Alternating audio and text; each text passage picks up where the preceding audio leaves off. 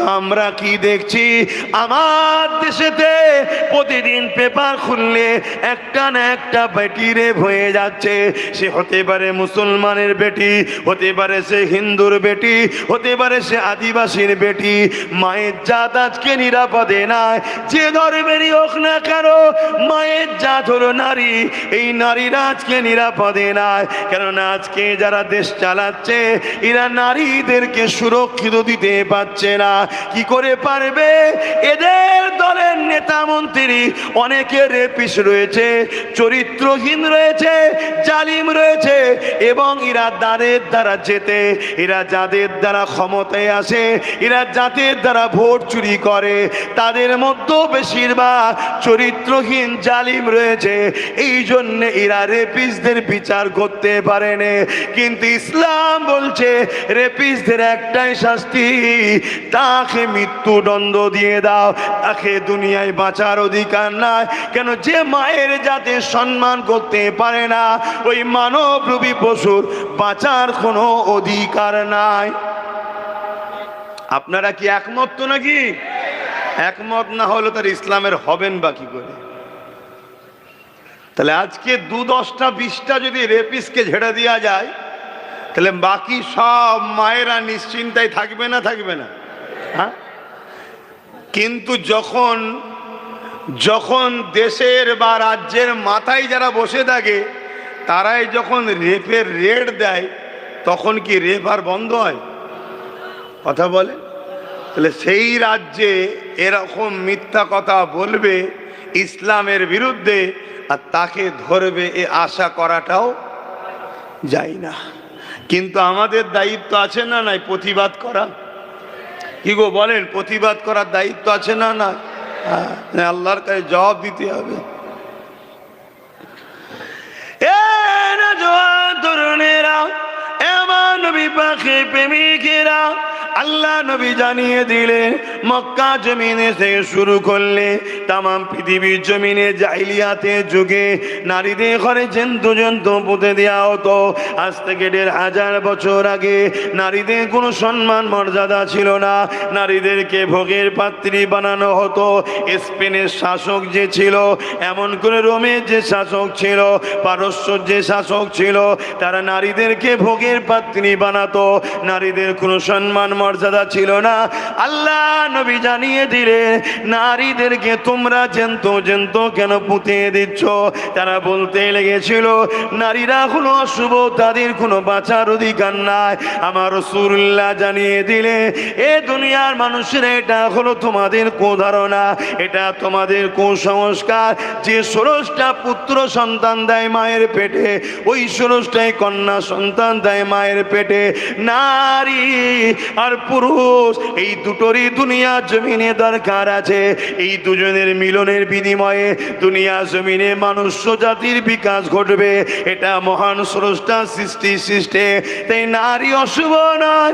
আমি রাসূলুল্লাহ জানিয়ে দিই, ইসলাম জানিয়ে দিচ্ছে, আমার রাসূল জানিয়ে দিল যে ঘরেতে প্রথম কন্যা সন্তান হবে, এর মানে ওই বাবাকে, ওই আব্বাকে আল্লাহ পাক জান্নাতে সংবাদ দেয়।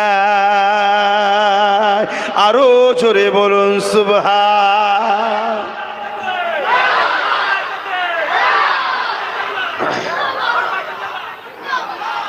আজ ভেবে দেখুন, 1450 বছর আগে আমার নবী নারীদের মর্যাদার কথা শিখিয়েছে। 1450 বছর পর কাশীপুরে ঈদগাহ উপলক্ষ করে মাহফিলে বসে এতগুলো পুরুষ নারীর মাকামের কথা শুনে খুশিতে সুবহানাল্লাহ বলছে। জোরে বলুন সুবহান। কেন? নারী হলো মায়ের জাত। নারীকে মায়ের জাত। আমার ঘরে যে মাটা আছে ওটা একটা নারী, আপনার ঘরে যে মাগুলো আছে ওগুলো নারী। তাই নারীর সম্মান ইসলাম এত দিয়েছে, একটা নারী একটা জান্নাত। জোরে বলুন সুবহানাল্লাহ। এ কথা শুনে আমরা আনন্দিত নাকি? আমরা খুশি তো নাকি? আমরা পুরুষ হয়ে নারীদের মাকামের কথা শুনে খুশি হচ্ছি। এ ব্রেন, এ দিল এভাবে আমার রসুল আমাদেরকে তৈরি করেছে। 1450 বছর আগের মেসেজ আপনার কাশীপুরে এমনি এমনি চলে আসেনি। অনেক বাধা, অনেক লড়াই, অনেক যুগে যুগে মানবরূপী পশুরা ইসলামকে রুখতে চেয়েছে। লক্ষ লক্ষ মা সন্তান হারা হয়েছে, লক্ষ লক্ষ বাপ তার সন্তানকে হারিয়েছে, লক্ষ লক্ষ সন্তান এতিম হয়েছে, লক্ষ লক্ষ মায়েরা বিধবা হয়েছে। তারপরে তোমার কাশীপুরে মসজিদের আজান শুনছো, তারপরে তোমরা মাথায় টুপি মুখে দাড়ি পেয়েছো, তারপরে তোমরা জানতে পেয়েছো তোমার ঘরে যে মহিলাটা আছে তোমার মা, তার পায়ের তলাতে তোমার জান্নাত আছে। ওনাকে যদি খুশি করতে পারো তবে জান্নাত, আর না হয় তুমি মসজিদে গিয়ে কপাল ঘষরে ঘষরে জাহান্নামে যেতে হবে তোমার বাড়ির মা যদি তোমার উপরে নারাজ থাকে। এর নাম ইসলাম। তবে হ্যাঁ, এখানে একটা কথা বলে দিই, মা যদি আল্লাহ ও রসুলের বিরুদ্ধে কোনো কথা বলে, যা বাবা চুরি কর, মানা যাবে না। যা বাবা ওকে মার, অত্যাচার কর, লুটে লিয়ে আয়, শোনা যাবে না। শুনছেন তো নাকি? ইসলাম বিরোধী কথা হলে হবে না। ইসলামের বিরুদ্ধে যদি মা কথা বলে তাহলে কি করবেন? ঝগড়া করবেন না, ঝগড়াও করা যাবে না, তার থেকে পাশ কাটিয়ে যেতে হবে। মা ওটা আমি মানতে পারছি না, কেন ওটা আল্লাহ ও রসুলের কথার বিরুদ্ধে, কিন্তু তার সাথে বিয়াদবিও করা যাবে না। হযরতে আবু হুরায়রা রাদিয়াল্লাহু তাআলা আন নাম শুনেছেন? একটু আওয়াজ দেন, নাম শুনেছেন? হ্যাঁ, উনি আমার রসুল পাক সাল্লাল্লাহু আলাইহি সাল্লামের দরবারে আসলেন। এসে আমার নবীর আখলাক কথাবার্তা দেখে আমার নবীর উপরে মুগ্ধ হয়ে ইমানের কালেমা পড়ে মুসলমান হয়ে গেছে। জোরে বলুন সুবহানাল্লাহ। মা কিন্তু তখনও কলমা পড়েনি। মা লাত, উজ্জা, হবল ইত্যাদি ইত্যাদি তৎকালীন সময় যে মানুষ তৈরি করেছিল নকল খোদা, তার উপাসনা করত, তাই কলেমা পড়ে নিয়েছে। আবু হুরায়রা হুজুর আমার রসুলের দরবারে আসা যাওয়া করে। একদিন মা জিজ্ঞেস করেছে, বাবা তুই কোথায় যাস? আমার নবী বলেছে মিথ্যা কথা বলবে না। তাই আবু হুরায়রা চিন্তা করছে, রসুল তো বলেছে মিথ্যা কথা বলা ইসলামে নিষেধ। ইসলাম মিথ্যা কথা বলা কি নিষেধ? আমরা এটা মানি? মিথ্যা কথা বলেন না? তাহলে ভাবুন, আমরা মরিছি তো এই জায়গাতে। খবরদার মিথ্যা কথা বলবেন না। তবে তবে একটা জায়গায় একটু ছাড় আছে, বলবো? একটা জায়গায় একটু ছাড় আছে। বিবি যদি খুশি হয় এক্ষেত্রে একটু ছাড় আছে। 200 টাকা শাড়ি যদি 2000 টাকার লেবেল লাগিয়ে যাও, বিবি খুশি হবে না? হবে না? হ্যাঁ, এই যে সংসারে মিল মহব্বত স্বামী স্ত্রীর গভীর হবে, এই জায়গায় একটু ছাড় আছে। কথা বুঝে আসছে তো? হ্যাঁ, আবার যেন সবসময় ঠকাতে যে উনি পরিবারকে, কেন আমার মায়েদের খারাপ নিলে হবে না। কোয়ালিটি দেখে না, দাম দেখে। কত দাম রে, কত দাম। কিছু গেলেই কি বলবে, দাম কত? আরে কোয়ালিটিটা দেখেন না, না দাম কত। অনেকে আছে স্টিকার তুলে দেয়, যেটার দাম 2000 সেইটাই 500 টাকার স্টিকার মেরে দেয়, আর এই যেটার দাম 500 টাকা সেটাই 2000-এর স্টিকার মেরে দেয়, আর যেটা 2000 দাম সেটাই 500 টাকার স্টিকার মেরে দেয়। দিয়ে দুটো সামনে দাও, ঠিক দামটা দেখে দেখবে 2000-এরটাই নেবে। শুনছেন না শোনেননি? দোকানে আসার সময় আবার স্টিকার চেঞ্জ করে দেয়। লাও, যাকে এটা খুশি আনন্দের জন্য বললাম। মনে রাখবে, ইসলাম বলছে দুটো জায়গায় টাকা খরচ করলে সব থেকে বেশি নেকি। নাম্বার 1 কি? মসজিদ, মাদ্রাসা। নাম্বার 1 হলো বাপ মার পিছনে কেউ যদি অর্থ খরচ করে, এটা সব থেকে নেকির কাজ। জোরে বলুন সুবহানাল্লাহ। নাম্বার 2 হলো নিজের স্ত্রী ও সন্তানদের পিছনে কেউ যদি অর্থ খরচ করে, এটা আল্লাহর কাছে বড় প্রিয়। এর নেকি আল্লাহ অন্য জায়গায় দান খরচের থেকে বেশি দেয়। জোরে বলুন সুবহানাল্লাহ। আমরা বাজারে সব জায়গায় টাকা খরচ করি নাম কামাবার জন্যে, আর পরিবার শখ করলে দিতে চাই না। এটা অন্যায়, এটা জুলুম, এটা উচিত নয়। অন্য 10 জায়গায় দিচ্ছেন, নেকির জন্য দেন, স্ত্রীর পিছনে খরচ করলে আরো বেশি নেকি হয়। জোরে বলুন সুবহানাল্লাহ। আসেন, ইসলাম নারীদেরকে কি সম্মান দিয়েছে। আল্লাহ নবী দরবারে একটা ব্যক্তি চলে আসলো, ইয়া রাসূলুল্লাহ, হাবিবাল্লাহ, ইসলামের সব থেকে আমার উপরে কার হক বেশি? আল্লাহ নবী বললেন, তোমার মায়ের, তারপরে কার তোমার মায়ের, তারপরে কার তোমার মায়ের, তারপরে কার তোমার বাপের। এ যুবকেরা, তরুণেরা, বাপেরা, আল্লাহ নবী মায়ের জাত নারীদের হক 3 গুণ দিয়েছে, পুরুষের তারপরে দিয়েছে। তাহলে নারীদের সম্মান ইসলাম কত দিয়েছে? এ যুবকেরা, তরুণেরা, আল্লাহ নবী আরো জানিয়ে দিলে, কোন বাপের যদি 1, 2, 3 পর পর 3 কন্যা সন্তান হয়, ওই বাপ যদি 3 কন্যা সন্তানকে লালন পালন করে বিবাহটা দিয়ে দিতে পারে, ওই 3 কন্যার বাবা আর আমি রাসূলুল্লাহ, আল্লাহ নবী 2 আঙুলকে তুলে দেখিয়েছে, যেমন পাশাপাশি রয়েছে এই 3 কন্যার বাবা আর আমি রাসূলুল্লাহ আল্লাহর জান্নাতে পাশাপাশি থাকিব। আরো জোরে বলুন সুবহান। তাহলে নারীর মর্যাদা কত? কোন বাপ যদি 3 কন্যা সন্তান হয় তার, আর ওই 3 কন্যাকে বাপ ভালোবেসে আদর করে লালন পালন করে পড়াশোনা করিয়ে বড় করে তার যদি বিবাহ দিয়ে দিতে পারে, আল্লাহ রসুল বলছে পাশাপাশি আমার সাথে জান্নাতে থাকবে। বললেন না সুবহানাল্লাহ? তাহলে সেই নারীকে ইসলাম কখনো অপমান অপদস্থ করতে পারে না। আর যে নারীকে অপমান অপদস্থ করে, আর সে ইসলামের মধ্যে থাকতেও পারে না।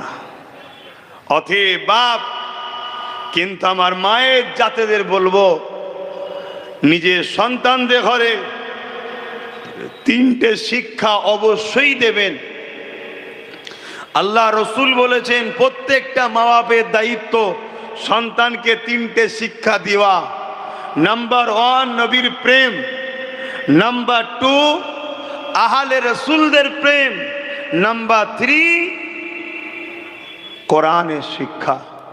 এই 3 শিক্ষা দিবার পর আপনি আপনার বাচ্চাকে জেনারেল লাইনে পড়ান, ডাক্তার বানান, উকিল বানান, ডিএম বানান, আইএস বানান, আইপিএস বানান, পুলিশ বানান, জজ বানান, নেতা বানান, যা খুশি বানান। এই 3 শিক্ষা যদি থাকে, আপনার ছেলে কখনো জালিম হবে না, চরিত্রহীন হবে না, ঘুষখোর হবে না, কখনো জালিম হতে পারে না। কেন? যার দিলে রসুলের মহাব্বত থাকে, তার মধ্যে ঈমান আছে। ঈমানদার কখনো জালিম হতে পারে না, আর জালিম কখনো ঈমানদার হতে পারে না। এটা মাথার মধ্যে ঢুকে নাও। যে জুলুম করে, তার নাম যদি আব্দুর রহমান, আব্দুল খাদেক, আব্দুল সত্তার, আব্দুল্লাহ যাই হোক না কেন, হয়তো মুসলিম ঘরে জন্মও নিয়েছে, কিন্তু মনে রেখে দেবে, জালিম কখনো মুসলমান ঈমানদার হতে পারে না, আর ঈমানদার কখনো জালিম হতে, জোরে বলেন, হতে পারে না। ইসলাম জুলুমকে মিটাবার নাম। ইসলাম জুলুম মিটাবার নাম, জুলুম করার নাম ইসলাম নয়। তাহলে আজকে যারা জুলুম করবে, সে যদি মুসলিম দাবিদার হয়, সে যদি নামাজিও পড়ে, হাজিও পড়ে, হজও করে, রোজাদারও হয়, জেনে রেখে দিও ইসলাম থেকে বেরিয়ে গেছে। এর সঙ্গে ইসলামের কোনো কানেকশন নেই, কোনো সম্পর্ক নেই। কারণ ইসলাম কারো বাপের মন করা ধর্ম নয়। ইসলাম আমিনা লালের কথা মতো চলতে হবে। জোরে বলুন সুবহানাল্লাহ। আমার নবী পাক সাল্লাল্লাহু আলাইহি ওয়াসাল্লাম এই দুনিয়ার বুক থেকে জুলুমকে মিটিয়েছে, সন্ত্রাসকে মিটিয়েছে, হিংসাকে মিটিয়েছে, দাঙ্গাকে মিটিয়েছে, অত্যাচারকে মিটিয়েছে, দাসত্ব প্রথাকে বন্ধ করেছে, মানুষকে আজাদ করিয়েছে। এই কাজ করতে গিয়ে আল্লাহ নবীকে কত জুলুমের শিকার হতে হয়েছে। এমনও দিন গেছে আল্লাহ নবী পাহাড়ে মাসকে মাস পাহাড়ে থাকতে হয়েছে। সোশ্যাল বয়কট করেছে আমার নবীকে, পাহাড়ে চলে গেছে, ওখানে গিয়ে গাছের পাতা ফল মূল খেয়ে জীবন লালন পালন করে। আর রাত্রিরে গোপনে গোপনে এসে মানুষকে ইনসাফের কথা শিখায়, ন্যায়ের কথা শিখায়, মানবতার কথা শিখায়, জুলুমের বিরুদ্ধে থাকার কথা বলে। আজ যদি কোনো মুসলিম দাবি করে জুলুম করে, সে কখনো মুসলমান হতে, জোরে বলুন, পারে না। মনে রাখবেন আমার রাসূল পাক সাল্লাল্লাহু আলাইহি ওয়াসাল্লাম তিনি এই জুলুমের বিরুদ্ধে কথা বলার দরুন তৎকালীন সময় যারা শাসক ছিল, আবু জেহেল, উতবা, সাইবা, আবুল আহাব, উমাইয়া, এরা আমার রাসূল পাক সাল্লাল্লাহু আলাইহি সাল্লামের জন্য কুয়া পর্যন্ত খুঁড়েছে। আমার নবীকে এই কুয়াতে ফেলে মাটি চাপা দিয়ে মেরে দেবে। কিন্তু আল্লাহর মর্জি, আবু জেহেলই ওই কুয়ার মধ্যে এসে পড়ে গেছে, কেউ তুলতে পারছে না। যত রশি বাড়ায় সেই কম পড়ে যায়। আমার রাসূল পাক সাল্লাল্লাহু আলাইহি সাল্লামকে ডাকা হলো। আল্লাহ নবী বললেন, চাচা এখানে কুয়ায় কি ব্যাপার, কি ব্যাপার এখানে? না, আমি তোমাকে ফেলার জন্য কুয়া খুঁড়েছিলাম, আমি পড়ে গেছি। আল্লাহ নবীকে আবু জেহেল বলতে লেগেছে, আমাকে উঠাও এখান থেকে, আমি তোমার কথা মেনে নেব, আমাকে উঠাও। আল্লাহ নবী হাত বাড়ালেন, আবু জেহেল হাত পেয়ে গেল। আল্লাহ নবী টেনে তুললেন। উঠার পরে যতজন মানুষ ছিল সবাই রাসূলুল্লাহর হাতে হাত দিয়ে কলেমা বলল। কিন্তু আবু জেহেল বলল, মুহাম্মদ তুমি কত বড় জাদুকর, নাউজুবিল্লাহ। কেন? কপাল ফাটা, পরিবর্তন হলো না। হিদায়েত আল্লাহর পক্ষ থেকে যদি কারো কপালে না থাকে, সে যখন বুঝতে পারবে যে আমার পায়ের তলার মাটি সরে যাচ্ছে, আমাকে মিটিয়ে দিবার প্ল্যান চলছে, তারপরেও কিন্তু সে পরিবর্তন হতে পারবে না। কেন? তার কপালে যদি আল্লাহ হিদায়েত না রাখে। কথা শুনছেন? কিন্তু আমাদের ডিউটি খুলে আম আপনাদেরকে শোনাতে হবে হক কথাটা। যদি শোনার পরেও দুটো মানুষ পরিবর্তন কপালে থাকে, তার মধ্যে একটা হালচাল শুরু হবে, সে পরিবর্তন হয়ে যাবে। আর যদি কপালে পরিবর্তন না থাকে, হাজারো বুঝালো পরিবর্তন হবে না। কিন্তু এটা আমাদের ডিউটি, আমাদের মানুষকে বোঝানো দরকার। এ দুনিয়ার মানুষেরা আল্লাহ নবী নারীদের অধিকার দিবার জন্যে, সমাজে ইনসাফ কায়েম করার জন্যে, ন্যায় প্রতিষ্ঠিত করার জন্যে আল্লাহ নবী কতটা কষ্ট করেছে। যখন মক্কার মানুষেরা আমার নবী পাকের কথা আর মানছে না, আল্লাহ নবীর কথা শুনছে না, নবী পাককে জানে মেরে দিবার পরিকল্পনা করেছে। দারুন নাদুয়াতে বসে মিটিং হয়েছে, আমার রাসূলুল্লাহকে শহীদ করে দেবে, আমার নবী পাককে জানে মেরে দেবে। এ যুবকেরা, আমার নবী পাক তখন মক্কা জমিন থেকে ওই তায়েফের জমিনে গেল। তায়েফের মানুষকে দ্বীনের কথা শোনাবে, ইনসাফের কথা শোনাবে, ইনসানিয়াতের কথা শোনাবে, মানবতার কথা শোনাবে, ন্যায়ের কথা শোনাবে। তায়েফের দিকে আল্লাহ নবী যখন রওনা দিয়েছে, মক্কা সন্ত্রাসীরা, মক্কা জালিম নেতারা তায়েফের নেতাদের কাছে দূত পাঠিয়ে দিল। দ্রুত ঘোড়ার পিঠে চেপে ওই তায়েফের কাছে চলে গেল। এ তায়েফের সরদারেরা, এ তায়েফের নেতারা, মুহাম্মদ রাসূল তায়েফে আসছে, তিনি যেটা বলে সত্য বলে, তিনি যেটা বলে ঠিক বলে।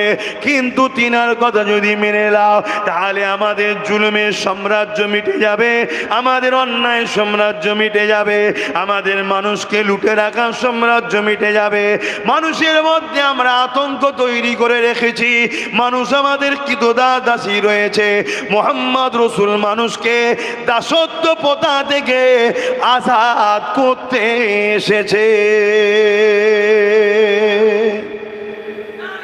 আজকেও যেমন অনেক মানুষ আছে, অনেক মানুষ আছে আজকে অনেক জায়গায় যেতে ভয় করে। আব্বাস সিদ্দিকী আসছে, না বাবা যাবনি। কোথায় এলাকায় কেউ দেখে ফেললে যদি পরে ঘর ভেঙে দেয়, যদি পরে মারে। অনেকে যদিও বা আসে নুকিয়ে নাকিয়ে আসে, কোনো রকমভাবে চুপচাপ বসে থাকে, সাধারণ ড্রেসে আসে, যেন কোনো বাজারে গেছিল ব্যাগ নিয়ে বেরিয়ে পড়ে। এভাবে নুকিয়ে নাকিয়ে, এই যে মানুষ পরাধীন, এটা মানুষ আজাদ নয়, মানুষ স্বাধীন নয়, মানুষ পরাধীন। আজকের দিনও মানুষকে যারা পরাধীন করে রেখেছে, এরা আজকের আবু জেহেল, এরা আজকের উদবা, এরা আজকের সাইবা, এরা আজকের নমরুদ, এরা আজকের ফেরাউন। এদের বিরুদ্ধে লড়াই করা আমাদের জন্য ইসলাম শরিয়াতে ফরজ হয়েছে, করতেই হবে। করে মানুষকে আজাদ করতে হবে, মানুষকে বাঁচাতে হবে, মানুষকে স্বাধীন দিতে হবে। এর নামও ইসলাম। জোরে বলুন সুবহানাল্লাহ। মানুষ মনে করে ইসলাম শুধু দাড়ি টুপি নামাজ রোজা মসজিদ মাদ্রাসা না, ইসলাম একটা কমপ্লিট জীবন ব্যবস্থার নাম। ইসলাম একটা কমপ্লিট জীবন ব্যবস্থার নাম। বাজারে গেছো, একটা অসহায় গরিবের দোকানদারের ওপরে কেউ তুলা তুলছে বা জুলুম করছে, তুমি যদি ইসলামের অনুসারী হও, তোমার দিন তোমায় কি বলছে শোনো। যে ওই গরিব দোকানদারের ওপরে জুলুম করছে, যারা জালিম, তাদের বিরুদ্ধে তোমাকে গরিব দোকানদারের পাশে দাঁড়িয়ে লড়তে হবে। যদি ওই গরিব দোকানদারের সঙ্গে তোমার রক্তের সম্পর্ক নেই তো কি হয়েছে, ধর্মেরও সম্পর্ক যদি না থাকে, সে যদি অন্য ধর্মের দোকানদারও হয়, হিন্দু হোক, আদিবাসী হোক, সাঁওতাল হোক, সে মানুষ, তার উপরে জুলুম হচ্ছে, তার পাশে দাঁড়িয়ে জালিমের বিরুদ্ধে ঝাঁপিয়ে পড়ার নাম হলো ইসলাম। জোরে বলুন সুবহানাল্লাহ। মনে রাখবে, তুমি যদি এই অসহায়ের পাশে দাঁড়িয়ে মজলুমের সাথ দাও, কিয়ামতের দিনে আমার আল্লাহ তোমার সাথ দেবে, ওয়াদা করেছে। জোরে বলুন সুবহানাল্লাহ। এ বিষয়ে একটা ছোট্ট কথা বলি, প্রায় বলেছি, আজও বলছি। প্রচণ্ড এক যুবক ছেলেকে কিয়ামতের দিন আল্লাহ পাক উঠাবে, তার হিসাব নিবার জন্য তাকে ডাকবে, দাও হিসাব দাও, কি করেছো বলো। বান্দা ওই সময় কাঁদতে কাঁদতে বলবে, ও রব্বি আল্লাহ বা দুনিয়া জমিনে আমি কোনো ভালো কাজ করিনি, দুনিয়া জমিনে আমি অন্যায় করেছি, দুনিয়া জমিনে আমি ভুল কাজ করেছি, দুনিয়া জমিনে আমি পাপাচার করেছি। মনে রাখবেন, অন্যায় দুই ধরনের হয়, একটা হলো নিজের ক্ষতি, আর একটা হলো ধর্মের ক্ষতি। একটা হলো নিজের ক্ষতি, আর একটা হলো ধর্মের ক্ষতি। কেউ যদি নিজের ক্ষতি করে, আল্লাহ পাকের কাছে তওবা করলে আল্লাহ পাক তার মাফ করে দেবে। কিন্তু কেউ যদি ইসলামের ক্ষতি করে, আল্লাহ পাকের কাছে কাঁদলো, তওবা করলে মাফ হবে না, কেননা সে ইসলামের ক্ষতি করেছে। তাকে কলেমায় রদ্দ গোপন করে নতুন করে ইসলামে আসতে হবে। এ যুবকেরা, আর একটা কথা শুনে রেখে দেন, হক হলো দুই ধরনের। একটা হলো হকুল্লাহ, আল্লাহ পাকের হক, আর একটা হক হলো বান্দার হক। যদি তুমি গরিবের উপরে জুলুম করো, কারো নামে মিথ্যা মামলা করো, কারোর উপরে মিথ্যা দোষ দাও, কারো মাল যদি ঝেড়ে লাও, এটা হলো বান্দার হক। সে যতক্ষণ পর্যন্ত না মাফ করবে, আল্লাহ পাক মাফ করবে না। কিন্তু নামাজ কাজা করে ফেলেছো, রোজা কাজা করে ফেলেছো, এটা হলো আল্লাহর হক। আল্লাহ পাকের গায়ে যদি কাঁদেন, আল্লাহ পাক মাফ করে দেবে, ওয়াদা করেছে। হকুল্লাহ আল্লাহর সঙ্গে, হকুল্লাহ বান্দার সঙ্গে। আল্লাহর হকে যদি ভুল ভ্রান্তি হয়ে যায়, আল্লাহ পাক ক্ষমা করে দেবে বলেছে। কিন্তু বান্দার হক যদি আদায় তুমি না করো, বান্দার হক যদি মেরে লাও, আল্লাহ পাক তোমায় ক্ষমা করবে না। শুনছেন তো আমার ভাইরা? মনে রাখো, তোমার পীরের আওলাদ আমরা, তোমাদেরকে দুনিয়াতেও বাঁচাবার চেষ্টা করে লড়ছি, আখেরাতেও বাঁচাবার চেষ্টাই বলছি। ধরো তুমি দায়িত্ব পেয়েছো, একটা 1 কিলোমিটার ঢালাই রাস্তার কাজ পেয়েছো, হবার কথা 8 ইঞ্চি, তুমি করেছো 5 ইঞ্চি। 3 ইঞ্চির পয়সা ঝেড়ে দিয়েছো, ওই রাস্তাতে যতজন যাতায়াত করে প্রত্যেকের কাছে তোমাকে ক্ষমা চাইতে হবে। সবাই যদি ক্ষমা করে তুই জান্নাতে যাবি, আর না 3 ইঞ্চির পয়সা ঝাড়ার জন্য জাহান্নামে যেতেই হবে। এর নাম ইসলাম। এই শুনছো তো নাকি? রাজনীতি করা শখ মিটে যাবে। এখন তো লোক রাজনীতি করে হারাম খেয়ে লুটে বড় লোক হবে বলে। আর যখন এই সিস্টেমকে ব্রেক করার জন্য নবী খানদান থেকে কেউ আসে, তখন এই মুসলিম ঘরে কিছু হারামখোর বেঈমান অবৈধ সন্তান বেরিয়েছে, নবী বংশের আওলাদের সমালোচনা করে। কথা বুঝে আসছে না? নাই? হ্যাঁ, মনে রাখবেন, এদের গুড়াই গন্ডগোল।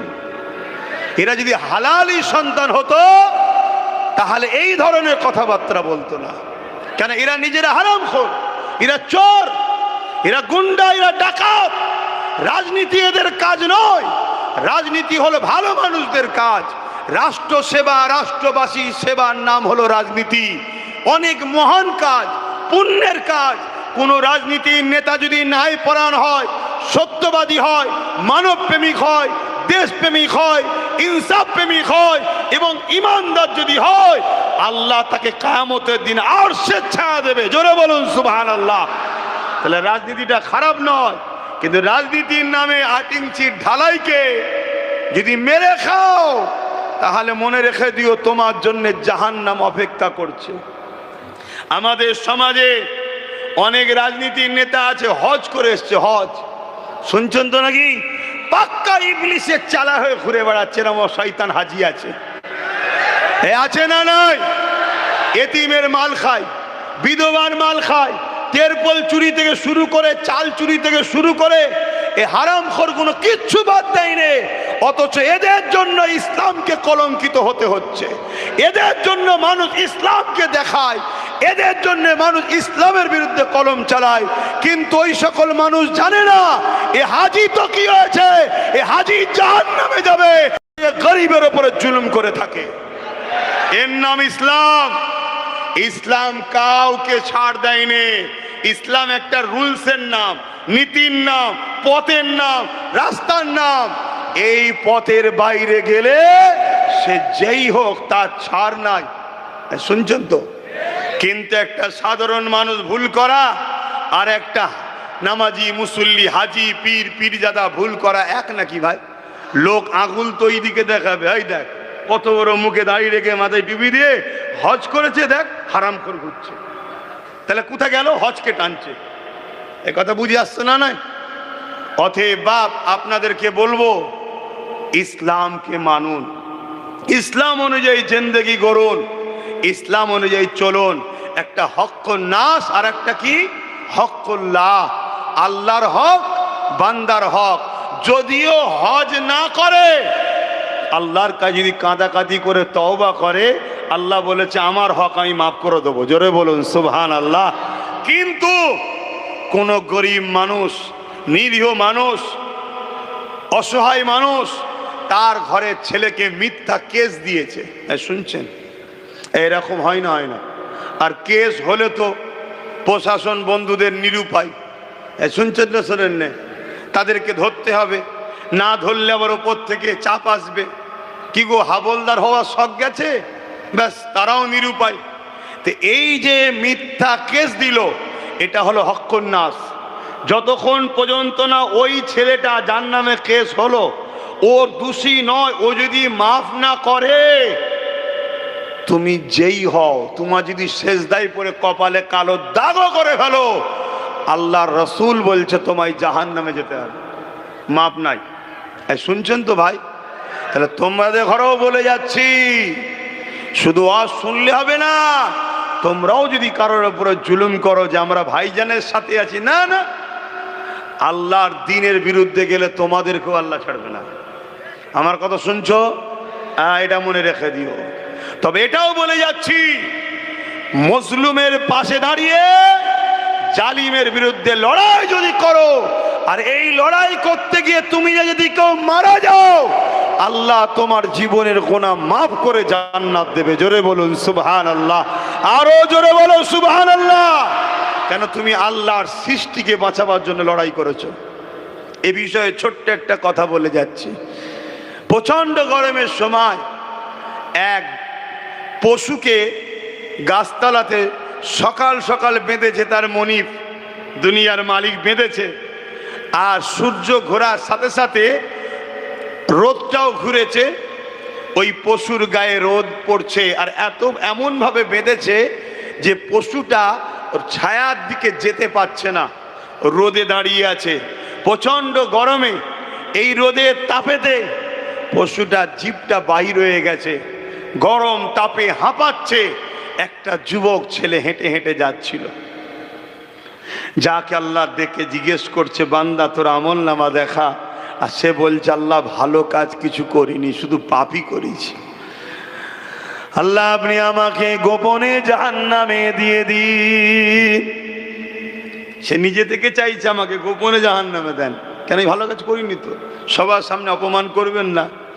কিন্তু এই খাতা দেখতে দেখতে দেখা যাচ্ছে তার আমল নামাতে এই ইবাদতটা রয়েছে, যেটা দেখে আল্লাহ বড় খুশি হয়ে যায়। জোরে বলুন সুবহানাল্লাহ। আল্লাহ বা বলবে, বান্দারে তোর একটা আমল দেখেছি যাতে আমার বড় পছন্দ হয়েছে, আমি বড় রাজি হয়ে গেছি। ওরে আমার বান্দারে তুই কোথায় যেতে চাস বল। বান্দা বলবেন, আল্লাহ আপনি যদি দয়া করেন আমি জান্নাতে যেতে পারি। আল্লাহ বা বলবে, বান্দারে যা, তোর গোনাকে আমি চেপে দিলাম, কেন আমি তোর মালিক, খোদ মালিক আল্লাহ, আমি তোর গোনাকে রুকিয়ে দিলাম, চেপে দিলাম। যা বান্দা, আমি আল্লাহ তোকে আমার দয়ার বিনিময়ে জান্নাতি বানিয়ে দিলাম। এ নওজওয়ানেরা, আল্লাহ নবী সাহাবাদেরকে জিজ্ঞাসা করে, ওই বান্দা নেক আমল ছিল এটা, ওই প্রচন্ড রোদের পশুটাকে দেখে ময়া হয়েছে। আরে আল্লাহ সৃষ্টিটা রোদে রয়েছে, কত গরমে কষ্ট হচ্ছে, তাকে নিয়ে যে ছায়াতে বেঁধে দিয়েছে, ছায়াতে বেঁধে দিয়ে তাকে পানি পান করিয়েছে। এই কাজটা দেখে আল্লাহ পাকের বড় খুশি হয়েছে। তুই আমার দিয়া রহমত নিয়ে যদি আমার একটা অবালা পশু সৃষ্টির উপরে দয়া দেখা, বান্দারে আমি আল্লাহ দয়ার মালিক, আমি কেন তোর উপরে দয়া দেখাবো না। ওরে আমার বান্দা যা, আমি আল্লাহ তোকে দয়ার বিনিময়ে জান্নাতি বানিয়ে দিলাম। তাহলে আজ যদি আমরা আমাদের এলাকার কোনো গরিব মানুষের পাশে দাঁড়াই, এতিমের পাশে দাঁড়াই, বিধবার পাশে দাঁড়াই, অসহায়ের পাশে দাঁড়াই, আল্লাহর শ্রেষ্ঠ সৃষ্টি মানুষ তার পাশে যদি দাঁড়াই, কিয়ামতের দিন আল্লাহ আমাদের গুনাহ মাফ করে নাজাত দিতে পারে না, পারে না। মনে রাখবেন, গান শুনেছেন, সিনেমা দেখেছেন, যাত্রায় গেছেন, এটা নিজের ক্ষতি করেছেন আল্লাহর সঙ্গে। আল্লাহর কাছে ক্ষমা চাইলে মাফ করে দেবে। কিন্তু কারো নামে যদি মিথ্যা প্রচার করেন, সে সেই কাজের কাজই যদি না হয়, তুমি হক নাশ করলে ও যদি না তোমায় ক্ষমা করে, তোমার মাফ নাই। শুনছেন তো? অনেক লোক আছে আপনাদের এলাকার, অনেক লোক আছে আপনাদের এলাকার, এইসব এলাকার লোক, তারা দেখেছেন আপনারা, আমার মা বাপ তুলে কাঁচা কাঁচা গাল দেয়, দেখেছেন তো নাকি? হ্যাঁ, গাল দিয়েছে না দেয়নি?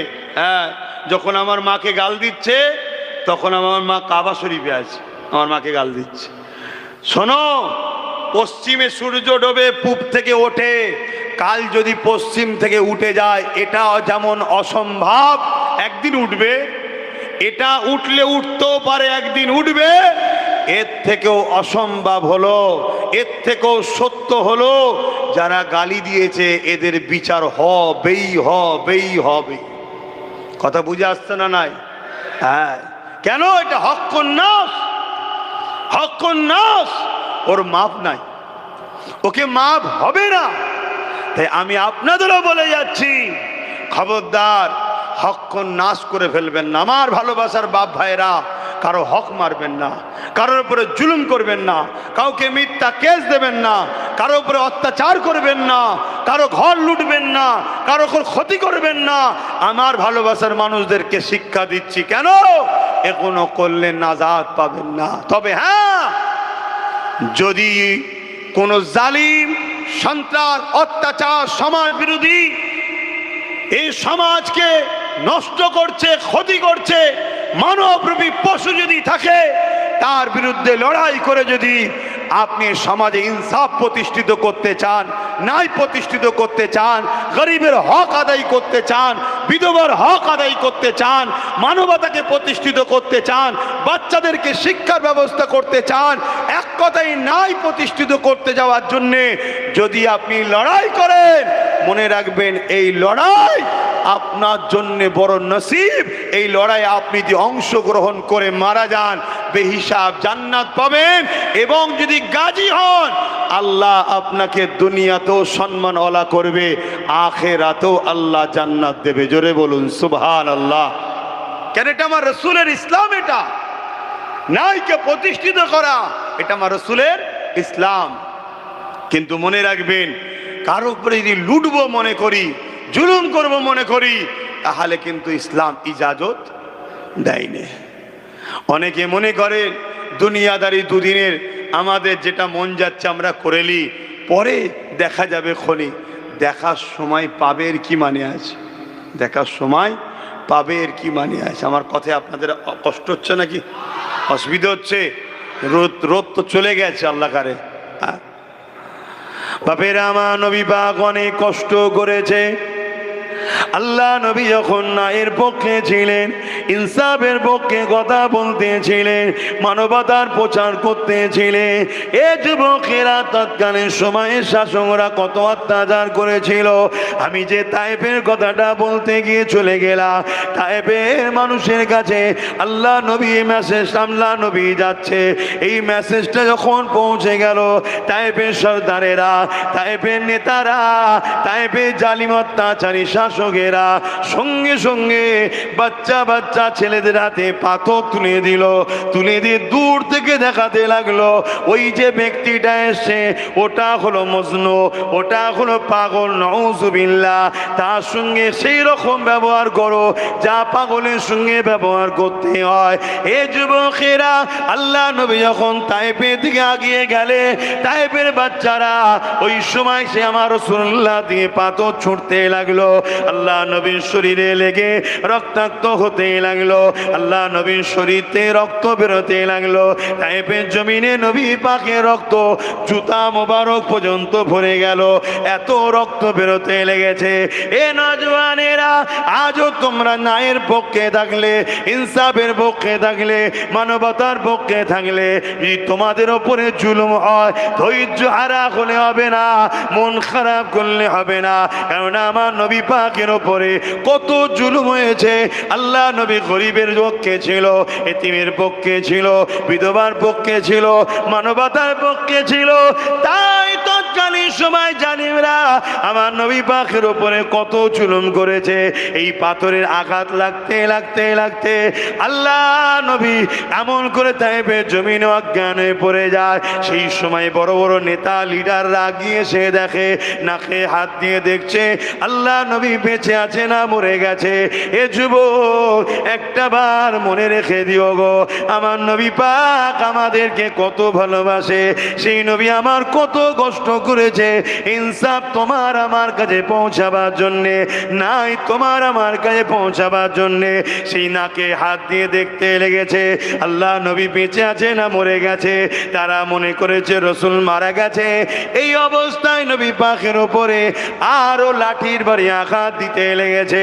এই সময় আল্লাহর আরশ কেঁপে উঠলো, ফেরেশতারাও কাঁদতে শুরু করলে, ও রাব্বি আল্লাহ পাক, আপনি এখনো ধৈর্য ধরে আছে, এখনো খামোশ হয়ে আছে, এখনো সবর করে আছে।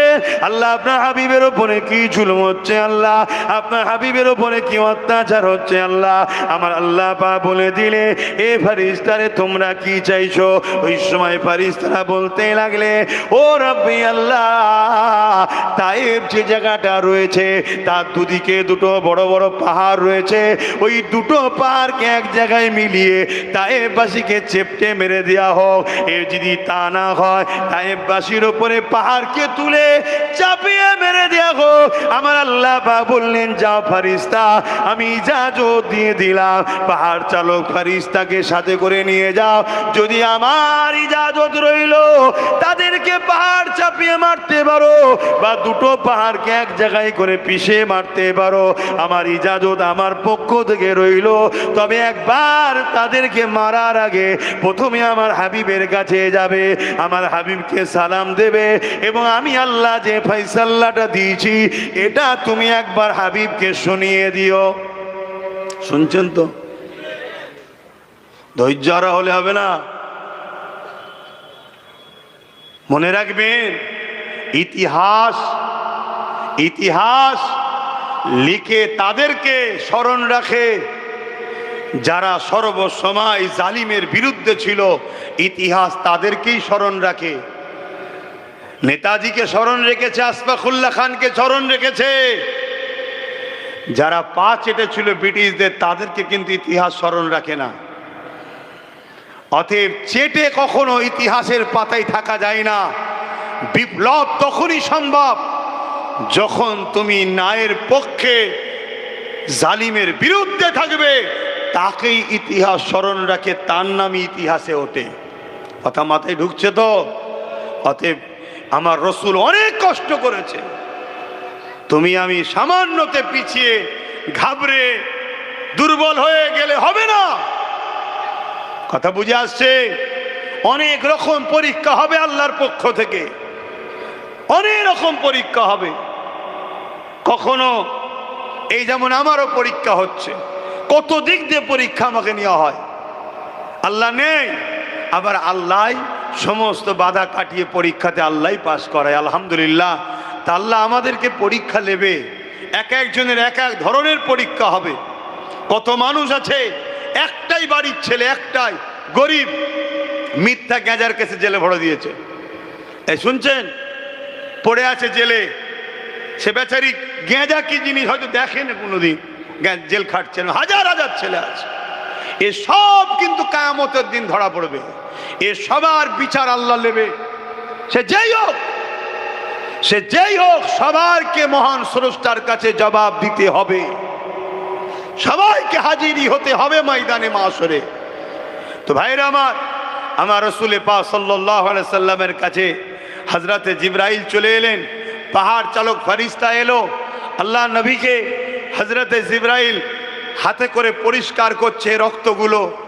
আল্লাহ নবীর হুঁশ আসলেন, নবী উঠে বসলেন। জিবরাইল সালাম দিলেন, দিবার পরে বলতে লেগেছে, ইয়া রাসূলুল্লাহ, হাবিবাল্লাহ, আল্লাহ ইজাজত দিয়েছে, শুধু আপনার ইজাজতের অপেক্ষায় রয়েছি। এ ভাই জিবরাইল, কিসের ইজাজত? কি হয়েছে? না, তায়েববাসী আপনাকে এরকম ভাবে মেরেছে, আমরা আল্লাহকে বলেছি, আল্লাহ ইজাজত দিয়েছে, দুটো পাহাড়কে এক জায়গায় করে বীজখান এদেরকে পিষে মারতে বলেছে, বা পাহাড়কে তুলে তাদের মাথায় চাপিয়ে দিয়ে চেপটে মেরে দিতে বলেছে। আল্লাহ ইজাজত দিয়েছে। আমার হাবিব যদি শুধু একবার জিজ্ঞাসা করো, হুজুর আপনি শুধু একবার ইজাজত দেন।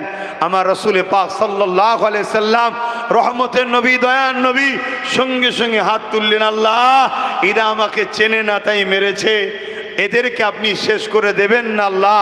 আমি রসুল চাই এরা বেঁচে থাকুক, এদের ছেলের ছেলের ছেলের ছেলে একদিন না একদিন আমি রসুল আমাকে নবী বলে মেনে আমার জন্য জানটাও কোরবান করবে। জোরে বলুন সুবহানাল্লাহ, আরো চিৎকার দিয়ে বলুন সুবহানাল্লাহ।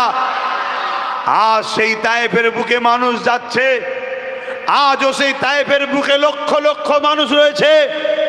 তারা সবাই এখন রাসূলুল্লাহ দিবানা, ছেলের ছেলে আজ পর্যন্ত 1450 বছর হয়ে গেল, তারা আমার রসুলের জন্য জানও কুরবান করছে।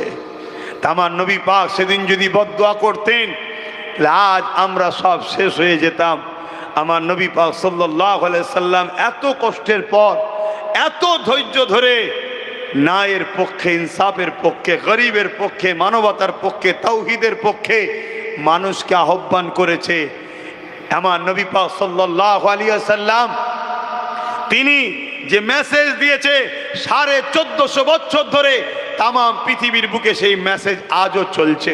বড় বড় বিজ্ঞানীরা, বড় বড় লেখকরা বড় বড় হিস্টোরিয়ানরা তারা রিসার্চ করে লিখেছে, পৃথিবীতে অনেক বিপ্লব এসেছে, অনেক বিপ্লব ঘটেছে, কিন্তু একটা বিপ্লব 100 বছরের বেশি টিকে থাকতে পারেনি। কিন্তু মুহাম্মদ আরবি সাল্লাল্লাহু আলাইহি সাল্লাম 1450 বছর আগে মক্কা থেকে শুরু করে, মদিনা থেকে শুরু করে যে বিপ্লব ঘটিয়েছে, সেই বিপ্লব 1450 বছর ধরে আজও সেই বিপ্লব বেঁচে আছে। শুধু বেঁচে নয়, যে ইউরোপ দুনিয়া ইসলামকে মিটাতে চেয়েছিল, তাদের পত্রিকা, তাদের মিডিয়া, তারা লিখছে আগামী 40-45-এর মধ্যে ইউরোপ দুনিয়া সংখ্যা গুরু হবে ইসলাম। জোরে বলুন সুবহানাল্লাহ, আরো জোরে বলুন সুবহানাল্লাহ। কেন? আমার নবীর আখলাক, আমার নবীর চরিত্র, আমার নবীর মানবতা, আমার নবীর মনুষ্যত্ব, আমার নবীর মানববন্ধন, তাদের যুবক যুবতীরা রিসার্চ করছে, তারা দলে দলে ইমানের কালেমা পড়ছে। আজ মুসলিম ঘরে জন্ম হয়ে, মুসলিম ঘরের সন্তান হয়ে, ইসলামের ঘরে এসে আজ যদি আমরা ইসলাম বিরোধী কাজ করি, আল্লাহ আমাদেরকে মিটিয়ে দেবে, কিন্তু আমার রসুলের দিন ছিল, আছে, থাকবে। কথা বুঝে আসছে? আমার কথায় আপনারা বুঝতে পাচ্ছেন তো নাকি? খুব সাবধান, অনেক দিক দিয়ে আল্লাহ পরীক্ষা নেবে। আমি একটা কথা আজকে ছোট্ট করে বলে বিদায় নেব। আপনাদের এলাকায় শুনেছি নাকি অনেক জায়গায় আমার ওয়াজকে কাটিং করে করে নাকি শোনানো হচ্ছে, এটা কি সত্য কথা? আচ্ছা, যারা শোনাচ্ছে তারা মূলত আজকে আবু জেহেলেরই কাজ করছে নবীর গোলামের জন্যে।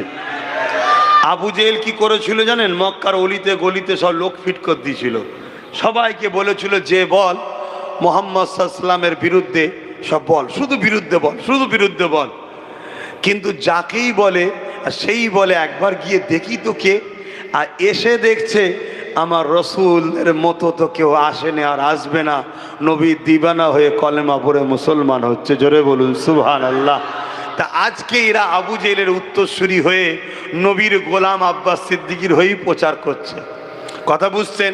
ওই কাটিংয়ের মধ্যে একটা কাটিং খুব ভাইরাল হচ্ছে, অনেকে বলছে, অনেকবার আমাকে প্রতি শুক্রবার দিন আমি লাইভে বসি, জানেন তো নাকি?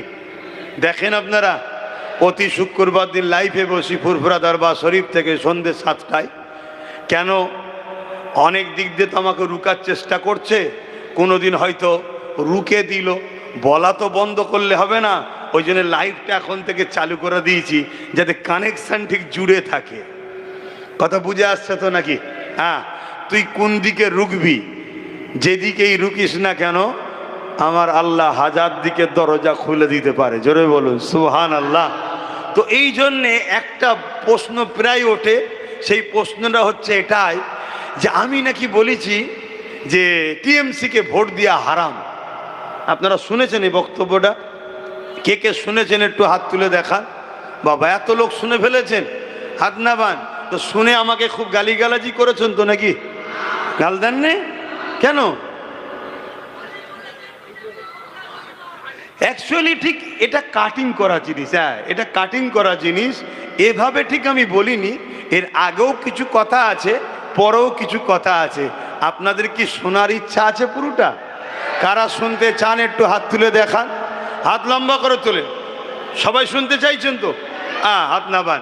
তো যাই হোক, তাহলে আমার বলা উচিত সবাই যখন শুনতে চাইছে, কিন্তু আমার ঘাড়ে একটা দায়িত্বও রয়েছে। কথা বুঝে আসছে? সেই দায়িত্ব হলো এটাই, এখানে একটা ঈদগাহ হবে। কোথায়? রাস্তার ওপাশে একটা ঈদগাহ হবে। তা আপনারা এসেছেন, ঈদগাহ হওয়া দরকার আছে তো নাকি? কি দরকার আছে তো? আজকে কেন্দ্র সরকার ওয়াকাফ কালা কানুন করে মসজিদ, মাদ্রাসা, কবরস্থান, ঈদগাহ, খানকা সব লুটে নিতে চাইছে, তাই তো নাকি? হ্যাঁ, লুটে নিতে চাইছে। তাহলে সেই জায়গায় আমাদেরকে তো আরো বেশি করে বানাতে হবে, আরো বেশি করে বানাতে হবে। তাহলে ঈদগাহ আমরা তৈরি করব। এর জন্য আমার ভাইরা একটু বলেছে, আমি বেশি নয়, এখান থেকে 10টা মানুষের জন্য আশা করছি। 10টা মানুষ আছে এই মাহফিলে যে নাম লিখাবে, 5000 করে টাকা দিতে পারবে ঈদগাহর জন্য। 10টা মানুষ। কে কে হাত তুলে দেখি, উঠে দাঁড়ান। পারবেন? এই ওর ফটো তুলছিস কেন? এক্ষুনি তো দালালগুলোকে খোঁজ করবে, যের কাছে টাকা আছে ঝেড়ে খেতে হবে। ওর ফটো তুলছি কেন? বস বাবা বস, তো উঠতে বলা ভুল হয়ে গেছে, তোকে বলে ভুল হয়ে গেছে। এই একটা রয়েছে। আর কে আছে? 10টা মানুষ। দ্বিতীয় নম্বর কে আছে? হে মুরব্বী, এক বাপ হাত তুলেছে, আল্লাহ কবুল করেন, বসেন, আব্বা ওইখানে যেতে হবে। হ্যাঁ লেখেন। 2টো। আর কে আছে? সেই হাত লাড়াচ্ছে কে? আর 5000 টাকা কে আছে বলেন না, আমি গুনেলি। 2টো হয়েছে, ওখানে কেউ আছে নাকি? আমি 10টা মানুষ চাইলাম রে বাবা, একটু বলেন না তাড়াতাড়ি। এখানে একটাই, 3টে হয়েছে, একটু বলেন তাড়াতাড়ি বলেন, কেন নামাজের ব্যাপার আছে আবার। 3টে। 4 নম্বরে কি আছে? 10টা মানুষ বললাম, 5000 করে হচ্ছে না? হ্যাঁ, আপনারা কমসে কম 9টা মানুষ দেন, আপনাদের ঈদগাতে আমার বাচ্চাকেও শরিক করিয়ে রাখবো, আমার বাচ্চা আলিয়া ওস্তাদের নামে আমিও 5000 টাকা দিয়ে যাবো ওখানে। কথা বুঝে আসছে? আজকে দিয়ে দেবো ইনশাল্লাহ। আছে তো অর্ধেক হাত মোটামুটি রয়েছে, বলেন কথা বুঝে আসছে তো নাকি? কটা হলো? 3টে হয়েছে তো নাকি? 4 নম্বরে কে দেবেন 5000 টাকা? একটু বলেন না, আপনারা কমসে 9 জন দেন, তারপরেরটা নেই আমি দেবো ওখানে। আর নেই? গরিব মানুষ নাকি সব? আলহাজ আবুল খায়ের মোল্লা, তিনিও 5000। ওই একজন উঠেছে দেখেন, 5টা হয়ে গেছে। মারহাবা, নারে তাকবীর, নারে দিবে, নারে দিবে। আর 4টে কে আছে? আরে বাবা দে না বাবা, আমরা চেয়ে ছুঁয়ে করিবে বাবা, আমরা চেয়ে ছুঁয়ে করি। আর কখনো যদি আল্লাহ দিন দেয়, ধর্ম করার জন্য রাজকোষের টাকা লাগাবো না। কই কই? এই তো একজন মুরব্বী, আল্লাহ কবুল করে, মুনাল্লাহুম্মা আমিন। 6টা হয়েছে, আর 3টে। আর 3টে দেন তাহলেই হয়ে যাবে, আর 3টে দেন তাহলেই হয়ে যাবে। আর কে আছে 3টের মধ্যে? প্রথমে কে হাত তুলবেন? 3টের মধ্যে প্রথমে কে হাত তুলবেন? আর 3টে হবে না? 6টা হলো। হ্যাঁ বলেন বলেন, তাড়াতাড়ি বলেন। এসব চাঁদা তোলা জলসা লি না। কই? এই তো আমার এক মুরব্বী আব্বা 5000 দেবে, সেখানে উঠেছিল একজন, তাই তো নাকি? কমিটির ছেলে কোনো সব? হ্যাঁ, ওখানে 2 জন রয়েছে দেখেন পাশে পাশে। তাহলে 8টা হয়ে গেছে। আর 2টো, এই একটা, সরি একটা তো আমি দেবো। আর একটা শেষ আল্লাহর বান্দা কে আছে? এই শেষ আল্লাহর বান্দা একটা কে আছে যে 5000 টাকা দেবো? জলদি করে হাত তোলেন, নারে তাকবীর, নারে দিবে। ওই এক মুরব্বী আব্বা 5000 টাকা দেবে। নূর মোহাম্মদ ঘরামি 5000 টাকা, আল্লাহ কবুল করে, বোন আল্লাহুম্মা আমিন। যাক, আইজুল ঘরামি 5000, আলহাজ এনাথ হাজি 5000, আর একটা গোপন দান 5000। এই 10টা ছাড়া এগুলো রয়েছে, আল্লাহ কবুল করেন। আর একটা গোপন দান আছে 20000 টাকা, আল্লাহ কবুল করে, বোন আল্লাহুম্মা আমিন। বলেন আর কে আছে? ও আর কথা বলার সময় হবে না এসব, এই জন্যে সমস্যা। নওসাদটার জন্য আমি বিশাল ফাঁসা ফেঁসে গেছি ভাই, কথা বুঝে আসছে। এক তো ভাঙরে প্রচুর জলসা যায়, আমি নিতে পারিনি। কেন নিতে পারিনি? আমি ভাই একটু রাগী লোক, আমি ওসব কারো ধার ধরি না, কথা বুঝে আসছে। কে নেতা, কে কেতা, কে সিএম, কে পিএম, ওসব কারো ধার ধরিনি আমি, কথা বুঝে আসছে। এবারে আমার মনে এখানে এলে ভেবে ভেবে কথা বলতে হয়, কথা বুঝে আসছে। না হয় দেখা যাবে এবার ওকে কে ধরাধরি করবে, কথা বুঝে আসছে। এ সমস্যা হয়ে গেছে। তো না হয় আমি ঠোঁট কাটা লোক ভাই, তবে যেটাই বলি আল্লাহ রসুলের পক্ষে বলি, কথা বুঝে আসছে তো না? হ্যাঁ, যেটাই বলি আল্লাহ রসুলের পক্ষে বলি। অনেক দিন থেকে তো আমার পেছনে অনেকে লেগে আছে, আজ পর্যন্ত কেউ পেরেছে আমার সামনে এসে ডিবেটে বসতে? যদি আমি ভুল বলে থাকি, কেউ পেরেছে? কিছুদিন আগে কাউকে একটা লকআপ দিয়েছিলাম, তার পক্ষে অনেক দালাল মৌলী সাহেব বেরিয়েছিল, দেখেছেন না? তা কোনো মৌলী সাহেব পেয়েছিল ডাইরেক্ট আমার সঙ্গে ডিবেটে বসতে, যে চলো তোমার সঙ্গে চ্যালেঞ্জ করছি, তুমি কোরআন হাদিসের বিরুদ্ধে কথা বলছো। এই শুনছেন? আল্লাহ শকর আসেনি কেন? আমি যাকে তাকে বলিনি, আমি যে যেটার লোক তাকে সেটাই বলি। কথা বুঝে আসছে? কেন? আল্লাহর কোরআন যাকে ঘোষণা দিয়েছে তার বিষয়ে তোমাকে বলতেই হবে, সমাজকে তো শিখাতে হবে। আমার ভক্ত মুরিদ অনুসারী ভালোবাসার দাদা হুজুরের ভক্ত মুরিদ অনুসারীদেরকে তো জানাতে হবে। তো যাই হোক, একটা গোপন দান 30,000 টাকা বলেন, দাদি বলেন 5,000 করে আরো 12 জন আল্লাহ কবুল করে বোন, আল্লাহুম্মা আমিন। আচ্ছা, ছেলেদের ঘরে একটু ভেতরে পাঠাচ্ছি, যার যা খুশি একটু নগদ দিয়ে দেন, যার যা খুশি, অত তোলার সময় নেই, নামাজ পড়তে হবে। কথা বুঝে আসছে? দেন, যার যা দিয়ে দেন। আর একটুখানি ওই কথাটা একটু বলে দিয়ে যায়, যখন তুলিচ্ছে একটু বলে দিই নাকি, না অন্য দিন হবে? কেন আজকে আর সময় হবে, নামাজ পড়তে হবে, তাড়াহুড়ো করে বললে আবার বুঝতে না পারলে আর এক বিপদ হয়ে যাবে। হ্যাঁ, তাড়াতাড়ি যাও, লোক কই? এই মুরব্বী কি বলছে দেখো, যাও তাড়াতাড়ি দাও। দরুদ শরীফ আল্লাহুম্মা সাল্লি আলা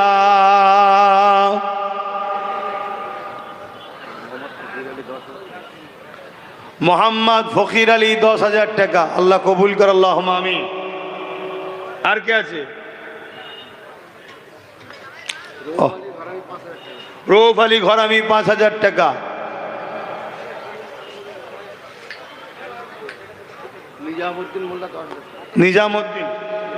নিজামুদ্দিন 10,000 টাকা। শরীফুল ইসলাম 10,000 টাকা।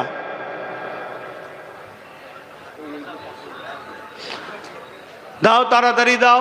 কি গো আমার ভাইয়েরা, দোয়া নিয়ে যাবে তো না আগেই চলে যাবে? নামাজ আমিও পড়বো, 20-25 মিনিট বাকি থাকতে আপনাদের ছেড়ে দেবো, নামাজ পড়ে নেবেন, সময় পাবেন। বলেন আর বলেন। ইসরাফিল মোল্লা 5,000 আল্লাহ কবুল করে, আল্লাহুম্মা আমিন। ভেতরে গেছে, ভাইরা দিচ্ছেন, আসেন একটু সালাম পড়ে লিয়া নবী সালাম।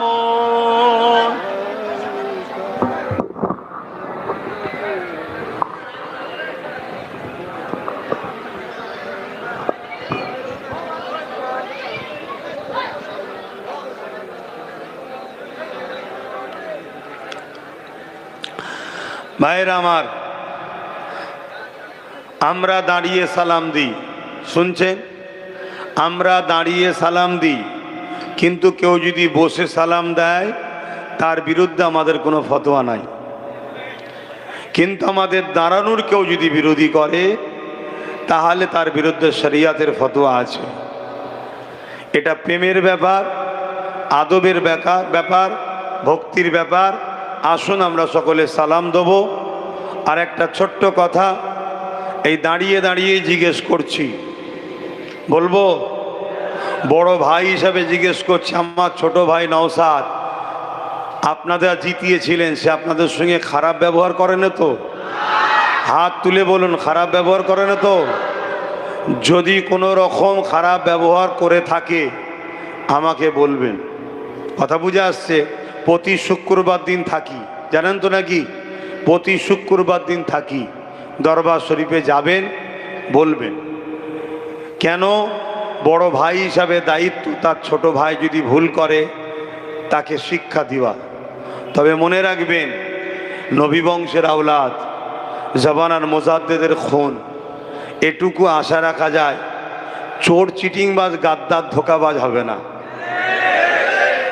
কথা বুঝে আসছে? এইটুকু আশা করা যায়। তারপরেও দোয়া করতে লাগে, আল্লাহ ওকে দুনিয়া আখেরাতের কামিয়াবি দেন। মানব প্রেমিক নাই প্রেমিক, সর্বধর্মের গরিব মানুষের সুখে দুঃখের সাথ দিবার জন্য আল্লাহ ওকে যেন রাজ ক্ষমতার আরও উঁচু মাকাম দান করে। বলুন আল্লাহুম্মা আমিন। আপনারা আমাকে সন্তানের মতো, ভাইয়ের মতো ভালোবাসেন? হাত তুলে সাক্ষী দেন, ভালোবাসেন? আমি আপনাদেরকে বলবো, একটা কথা ভাবাবো, সেই কথা হচ্ছে এটাই, এই সমাজে এত সবাই রয়েছে, কারো বিরুদ্ধে কেউ লাগে না, সবাই মিলে নওশাদ পিছনে লেগে আছে, কারণটা কি? এটা একটু ভাববেন। ওখানে পূর্ব মেদিনীপুরে শুভেন্দু অধিকারী দিন রাত সাম্প্রদায়িক কথা বলছে, দিন রাত জিহাদি বলছে। মমতাকে তো বলছে জিহাদিদের খালা, জিহাদিদের ফুপু, কি না বলছে, বলছে না বলে নে। তার বিধানসভাতে একের অধিক থানা করেছে, তার বিরুদ্ধে এত লাগে, এক কথা বলেন, এক কথা বলে। কিছু কিছু মুসলিম ঘরে জন্ম লিয়া মুনাফেক মুসলমান, তারা এমনও তো বলে নোংরা নোংরা কথা, কিন্তু ওই সকলের বিরুদ্ধে, ওই সকল জালিমদের বিরুদ্ধে কথা বলে, বলে না। ভাবুন, এর ভাবার পিছনে কারণটা আছে, ওটা আপনারা ভাববেন। কেন আমি আব্বাস সিদ্দিকী, আমি এমনি এমনি একটা রাজনীতির দল খুলে দিয়ে নওশাদকে দায়িত্ব দিইনি। কি দরকার আছে আমার, কি করার দরকার ছিল? হ্যাঁ, অনেক কিছু চিন্তা করেছি, আল্লাহ বুঝিয়েছেন, আল্লাহর জানিয়েছেন। বেশি কথা খুলে বলছি না, অনেক কিছু বুঝেছি, সব কথা বলা যাবেও না। আগামী দিন যে কি ভয়ানক দিন আসছে গরিবদের ওপরে। কাদের ওপরে? গরিব। মুসলমান মার খাবে দুটো কারণে, এক মুসলমান হওয়ার জন্য, আর এক গরিব হওয়ার জন্যে। আর মনে রেখে দিও, হিন্দু হোক, আদিবাসী হোক, সাঁওতাল হোক, এসসি হোক, এসটি হোক, ওবিসি হোক, মতুয়া হোক, গরিব হওয়ার জন্যে তারাও বিপদে আছে। অতএব অনেক কিছু বুঝে আমি তো এই লাইনে রয়েছি, এজন্যে নওশাদকে বুঝিয়ে বলেছিলাম, দেখ তুই ওই দিকটা যা। দেখ আল্লাহর মর্জি, সে আমার কথা শুনে রাজি হয়েছিল, আপনারা তাকে সাথ দিয়েছিলেন, আল্লাহর দয়াতে সে জিতেছে। কথা বুঝে আসছে? আপনারা ওসিলা, তা আমার ভাই, আশা রাখছি আপনাদের সঙ্গে খারাপ ব্যবহার করেনে, করবে না। যদিও মানুষ তো, আমি দরজা খুলে রাখছি, প্রতি জুম্মায় দরবারে বসে থাকি, আপনি আসবেন, আমাকে বলবেন, লিখিত দেবেন, জানাবেন, অবশ্যই আপনার পাশে দাঁড়াবো। এটা আমার মানবতা, আপনার হয়ে কথা বলবো। কিন্তু মনে রাখবেন, বিরাট বড় চক্রান্ত চলছে। স্পেনের ইতিহাস আপনারা জানবেন, কিভাবে স্পেনে 800 বছরের রাজত্ব করা মুসলমান থাকার পরও পুরো স্পেন থেকে মুসলমানকে নিশ্চিহ্ন করে দিয়েছে। এই ইতিহাস পড়বেন, কিন্তু সময় আর নাই। আমি বড় ভাই হিসাবে ছোট ভাইয়ের একটু খোঁজ নিলাম, আপনারা কেউ বেজার হলেন? বাকি কে বেজার হচ্ছে ওটা তো জেনে লাভ নেই। আমার ভালোবাসার মানুষের সাথে আমার কথা বলার অধিকার আছে না নাই? যে আমার ভালোবাসার নয়, সে তো আমার ভালো কাজেও খারাপ বলবে, ঠিক না? তার নিয়ে তো আমার ভেবেও লাভ নাই। তো আসুন সকলে উচ্চ আওয়াজে জবান খুলে দরুদ এই সালাম পাঠ করিয়া নবী সালাম ইয়া রাসূল ইয়া হাবিব সালাম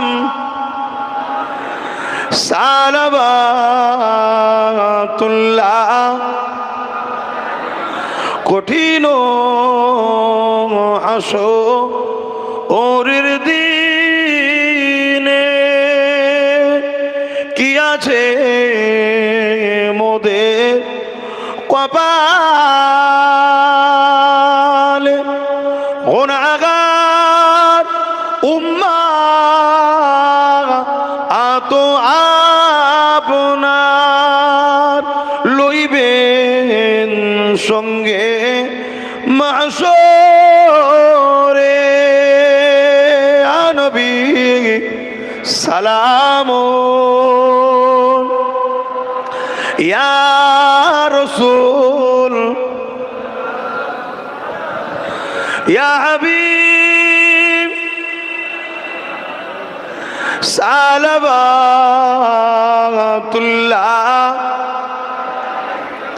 সময় একেবারে কম, একটু বসে যান, একটু দোয়া করে দিই।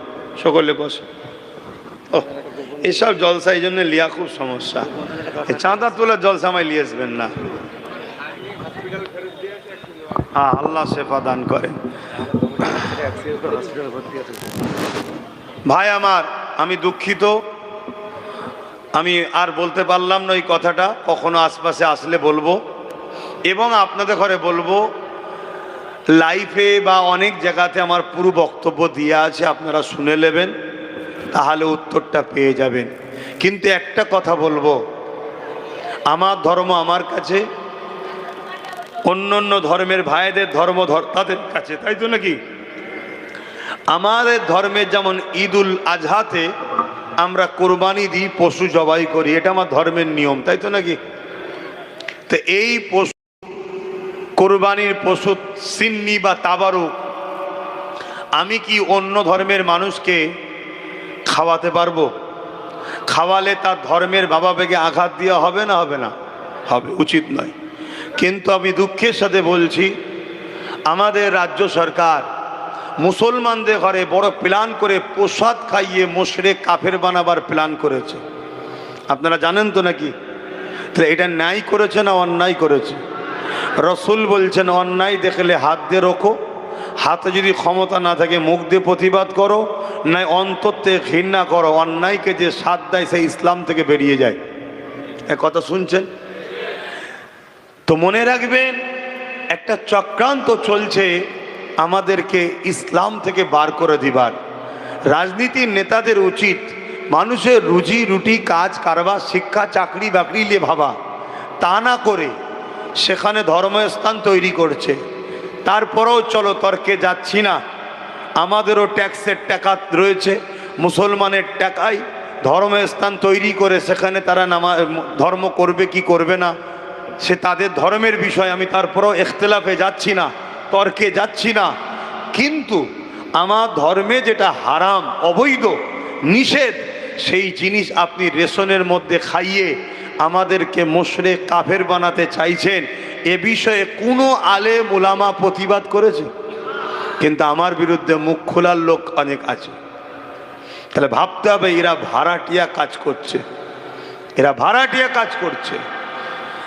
আর এই জন্যে বলবো, এই সকল যারা করে বেড়ায় এদের থেকে সতর্ক সাবধান থাকুন। একজন ইমানদার হিসাবে, একজন দিনের প্রচারক হিসাবে আপনাদের কাছে কথাগুলো বলেছি। এটা কোনো জনসভা নয়, এটা কোনো পার্টির সভা নয়, এটা ধর্মসভায় কমের মানুষকে বাঁচাবার স্বার্থে গুটি কতক কথা বলেছি। কথা বুঝে আসছে? তবে আমি একটা প্রোগ্রাম করব ভাঙরে। কেন একটা বিষয় ভাঙরে আমাকে নিয়ে খুব চর্চা হচ্ছে। কথা বুঝে আসছে? একটা কথা নিয়ে আমি কোনো একটা জিনিস করব বলেছিলাম, সেটা নিয়ে খুব গুলোচ্ছে, তাই তো নাকি? আমার তো একটা, যারা গুলোচ্ছে তাদের হাজারটা দেখাবো খনি। কথা বুঝে আসছে? কিন্তু হাজারটা দেখি আমি এটা বলবো না যে আমি কেন করিনি, ওটা বলবো না, কিন্তু আমি কত জুলুমের শিকার হয়েছি সেটা আপনাদেরকে জানাবো। কথা বুঝে আসছে? তা সেই জন্যে একটা ভাঙরে বিরাট বড় একটা প্রোগ্রাম আমি করব। এখন তো রোজ দুটো তিনটে করে মাহফিল, আমি নিঃশ্বাস ফেলার টাইম পাচ্ছি না, খাবার টাইম পাচ্ছি না, ঘুমোবার টাইম পাচ্ছি না। কথা বুঝে আসছে? এত ছুটোছুটি করতে হচ্ছে। তাহলে সেই জায়গায় আমার সময় যখন আসবে আমি আপনাদের কাছে একটা এলান করব, ভাঙরে একটা ডাকবো। খবর পেলে সেখানে একটু যাবেন তো নাকি? একটু বলুন, যাবেন তো? আমি চাই ভাঙরের প্রত্যেকটা বাপ, প্রত্যেকটা ভাই, প্রত্যেকটা মা, প্রত্যেকটা বোন যেন ওখানে সেদিন যায়। এবং যারা আমার সমালোচনা করছে সেদিন যেন ঘরের বসে সবার নজরটা ক্যামেরার সামনেই থাকুক। কথা বুঝে আসছে না? নাই সেই দিন একটা আলোচনা হবে, সেই দিন আমি সব কথা বলবো। এখন আজকে যা কিছু বললাম, কেউ কষ্ট পেলেন মনে, দুঃখ পেলেন মনে? আসেন, আমরা সবাই দাদা পীরের আওলাদ, আমার রসুলের পাক সাল্লাল্লাহু আলাইহি ওয়াসাল্লামের দিনের উম্মত, আমার রসুলের উম্মত। এখন ছোট ছোট দোয়া চাইব, আল্লাহুম্মা আমিন। আল্লাহ এই মাহফিলকে কবুল করেলেন, আল্লাহ যে যা আশালি হাত তুলেছে কবুল করেন, এবং ঈদগাহর জন্য যে যেভাবে দান করেছে